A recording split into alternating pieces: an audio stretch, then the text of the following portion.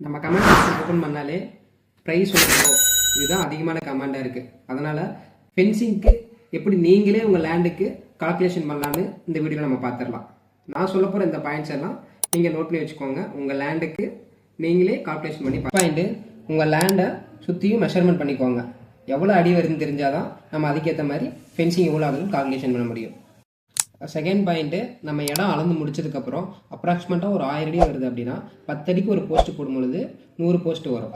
மூணாவது point, barbet wire போடுற மாதிரி இருந்தால் 5 லைன் அப்ராக்சிமேட்டாக போடுறோம் அப்படின்னா நமக்கு 5 ரோல் தேவைப்படும். இல்லை செயின் லிங்க் போடுறோம் அப்படின்னா இப்போ 100 அடி செயின் லிங்க் அப்படிங்கும் பொழுது 10 ரோல் தேவைப்படும். ஸோ இதை வச்சு நம்ம கால்குலேட் பண்ணிக்கலாம். பாயிண்ட்டு, நம்ம கேட்டு வைக்கிறோம் அப்படின்னா அந்த கேட்டுக்கான செலவு எவ்வளவோ அதை கால்குலேட் பண்ணிக்கிறோம். அண்ட் லாஸ்ட் ஒன்று ஃபிஃப்த் பாயிண்ட் என்னென்னா அதுக்கு எவ்வளோ லேபர் ஆகும், இதை வச்சு நம்ம கால்குலேட் பண்ணோம் அப்படின்னா நம்ம லேண்டுக்கு எவ்வளோ ப்ரைஸ் ஆகுது அப்படின்னு சொல்லிட்டு நம்ம டோட்டலாக கால்குலேஷன் பண்ணிக்கலாம். இவ்வளோ தாங்க ஃபென்சிங்க்கு ஆகிற செலவு.